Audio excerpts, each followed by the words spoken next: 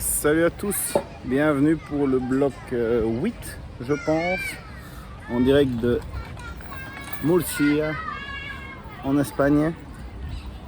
Je vais vous parler des 4 critères sur lesquels je voudrais travailler sur l'initiolocation et qui peuvent s'appliquer à d'autres business. Alors le premier critère, c'est donc pour moi, c'est vraiment la facilité d'utilisation de l'application. Donc c'est-à-dire comment est-ce que plus facilement des gens pourraient louer des voitures. Alors ça, dans mon cas, c'est assez simple. C'est l'application GetAround. C'est le service de vérification, d'identification des gens, mais aussi le paiement. Donc ça, je sais qu'ils y travaillent. Là, j'ai pas grand chose à faire. Moi, dans mon cas, j'ai pas grand chose à faire pour avoir des cautions plus petites en fait. Parce qu'ils se rendent compte avec des cartes de crédit à 1002, je pense, cette base. Si tu as une caution à 1100 plus le prix de ta location, tu plafonnes déjà assez rapidement. Et ça pose problème. Parce qu'il y a pas mal de clients qui s'arrêtent à cette étape-là, en phase 1 en fait. D'un autre point de vue, si on prend Quick ou McDonald's, maintenant ils ont mis les bornes où tu vas toi-même, ça facilite l'utilisation, tu as le temps de voir tous les menus, de te balader et la commande est envoyée directement en cuisine. Donc ça, le côté facile, j'ai pas la main là-dessus, moi sur mon business. Et c'est là que je me rends compte en fait avec ces 4 points là, c'est que j'ai pas la main sur grand chose. Donc celui-là, j'ai pas la main. Donc ça, c'est le côté facilité. Vous pouvez essayer de développer ou améliorer dans votre business. L'autre point, ça va un peu de pair, mais c'est pas exactement la même chose. C'est le côté vitesse, rapidité. Donc moi, par exemple, ce que j'ai beaucoup dans mon cas, c'est que des gens arrivent et première friction, où est la voiture? Donc là, pareil, c'est nous au GetAround qui devrait améliorer ça. Moi, je fais un maximum sur les textes et tout ça, mais je peux pas faire beaucoup plus. Et puis il y a le code du parking aussi, où là les gens vont essayer de trouver, m'appellent. Enfin, il y a beaucoup de friction au début où c'est assez lent. Pourtant, pour l'application, en 2 clics, si vous avez déjà votre compte, théoriquement, ça peut aller très très vite. Vous voyez une voiture dans la rue, vous pouvez y accéder assez rapidement. Mais il faut que ça soit toujours plus rapide.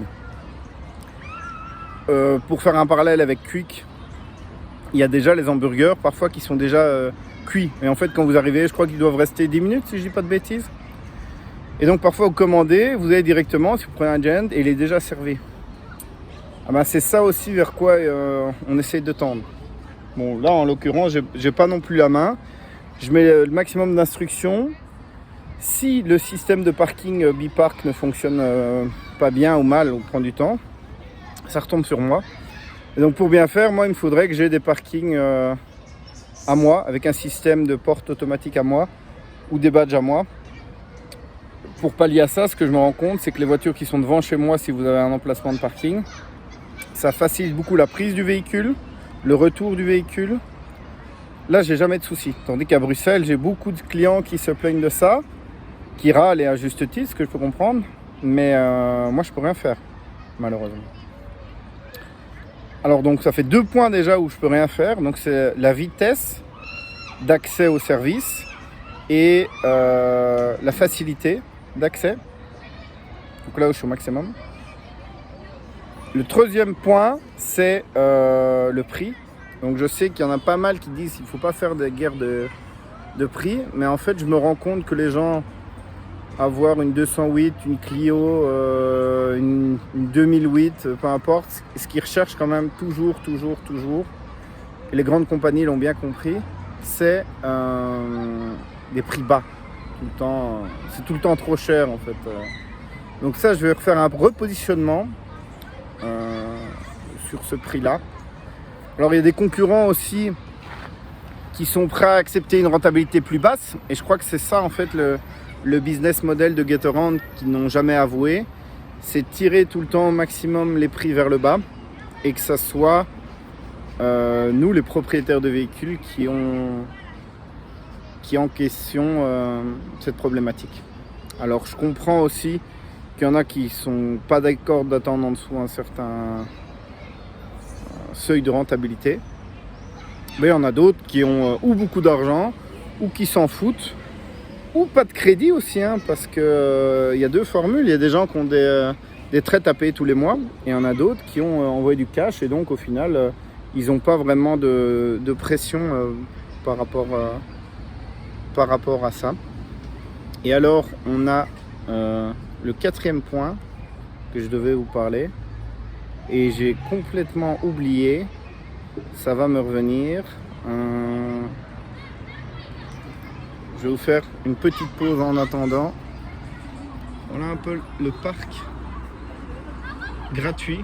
En Espagne, il y en a partout. Des trucs comme ça, vous pouvez vraiment sortir dehors et aller au parc. Avec ça.